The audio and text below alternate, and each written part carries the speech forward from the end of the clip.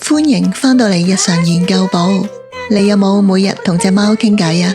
好多主人都覺得屋企隻貓起碼識聽自己個名，只係有時特登扮聾無視你，當聽唔到啫。但講到真正嘅人貓對話，隻貓通常係會眼定定咁望住你，有時甚至連毛都唔舔住，就咁聽你講嘢，然後再俾翻一個好精準嘅回應啊。不過亦有人覺得貓點會聽得明人話呢？於是好快就索性放棄咗啦。所以今集我哋就想同大家傾下，究竟一隻每日都有主人同佢傾偈嘅貓，到底喺行為上有咩變化，對主人又有咩好處呢？最後仲會分享幾個實用小技巧。如果你都想同隻貓關係更親密，記住睇到最後。我哋呢個頻道主要係探討生活同寵物嘅有趣話題，有你哋嘅支持，我哋至可以持續向前。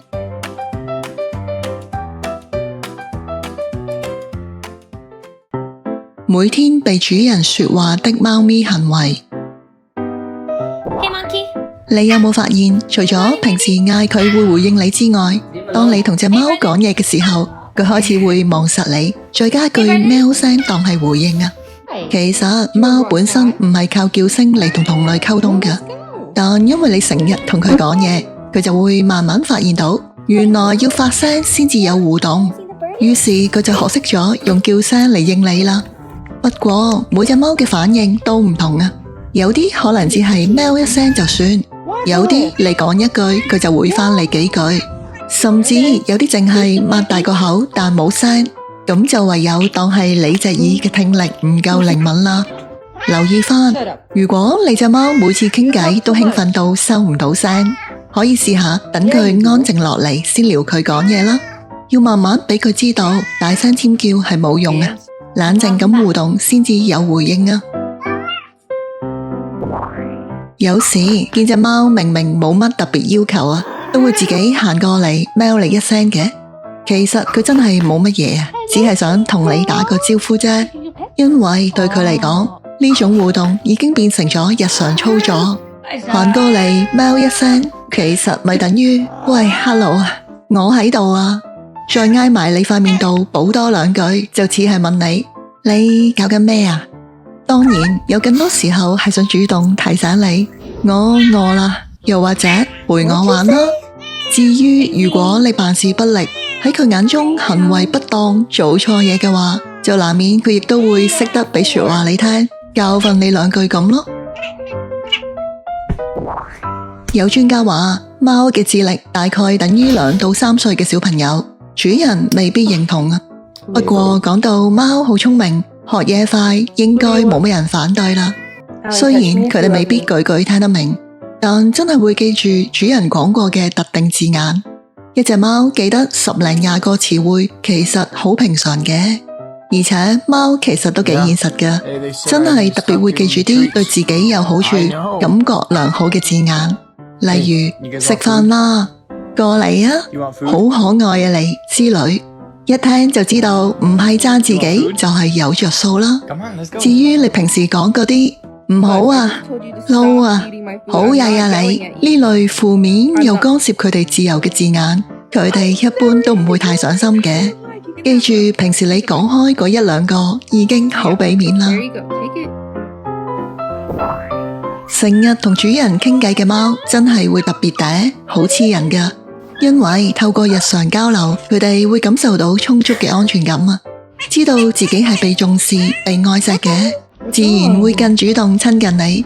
嗲啲其實都好正常啊。而且呢類貓慢慢會仲摸清主人嘅脾性，知道做邊啲動作，用咩力度挨埋你，甚至識得揀啱時機，專登行過你面前，先至係最有效吸引你注意啊。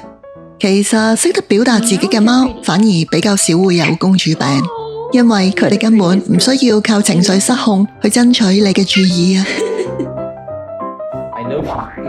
貓其實會透過你講嘢嘅語氣同表情，慢慢去衡量你呢個人安唔安全啊。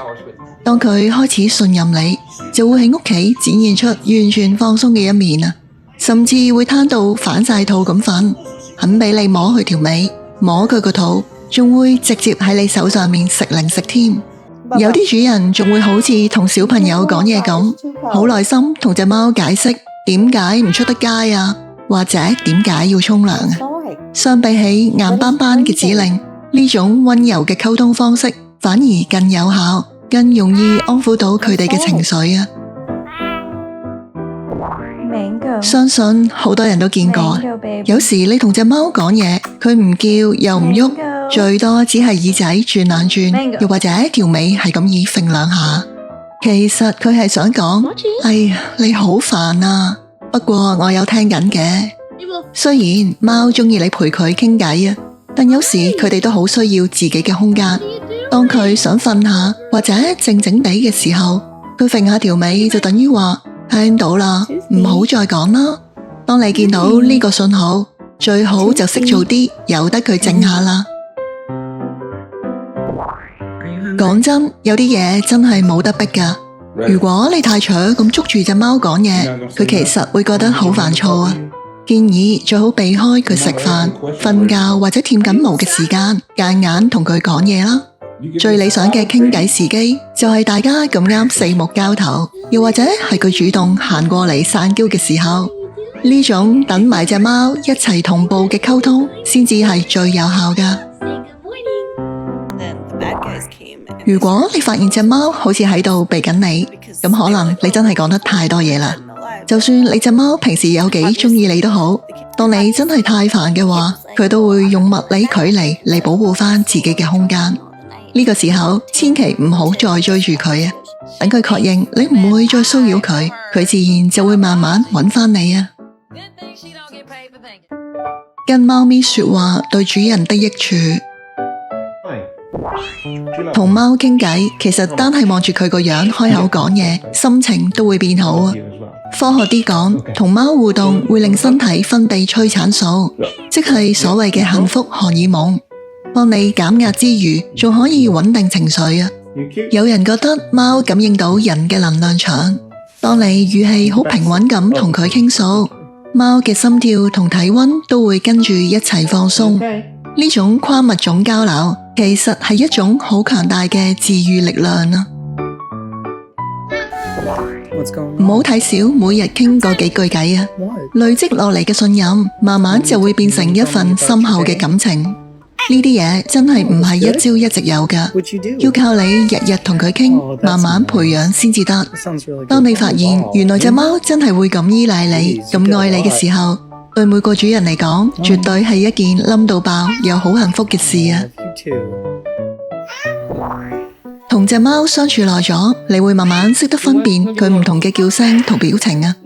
例如，你會聽得出呢種叫法肯定係想食嘢咯，或者睇得出呢個樣應該係唔開心，或者被激親啦。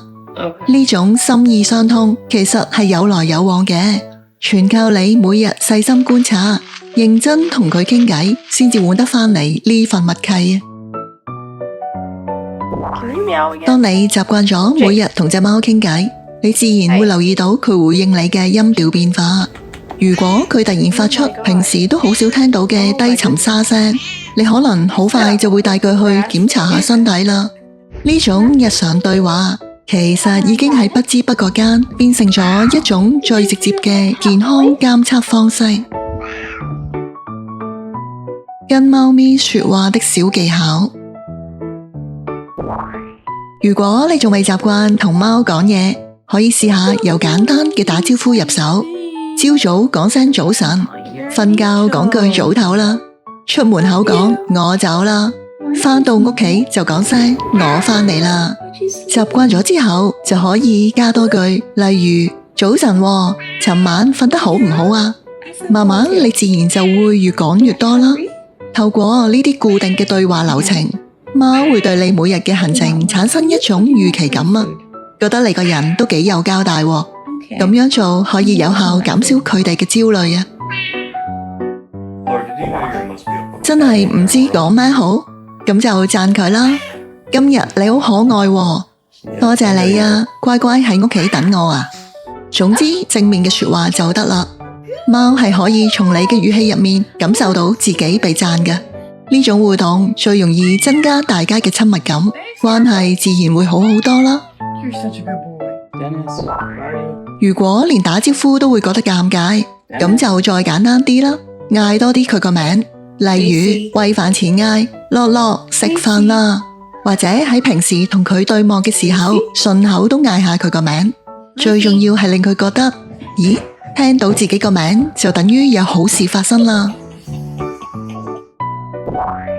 話題方面，其實唔使諗得咁辛苦噶，當佢係好朋友咁傾下偈咪得咯。今日天氣好好啊，係唔係你都覺得幾凍呢？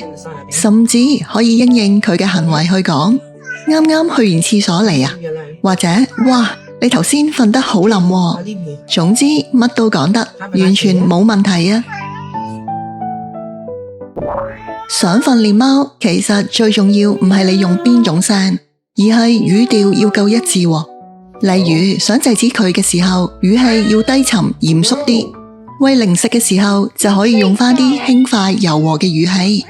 只要你語調每次都一樣，貓就自然聽得明你嘅指令啦。如果你長期只係用 BB 話或者學貓叫同佢傾偈，佢喺面對其他人或者陌生環境，反而唔識俾反應啊。既然想佢融入屋企，用正常人話溝通，再配合一致嘅動作，咁樣先至係最有效嘅，亦可以幫到佢喺複雜嘅家庭環境保持冷靜啊。最後要留意，人好難扮到貓嗰種細微嘅震動聲啊。當貓咁努力學緊聽你講人話嚟同你溝通，如果你又轉頭學翻佢叫，佢會覺得好奇怪啊，甚至覺得你冒犯咗佢，完全唔明你想點啊。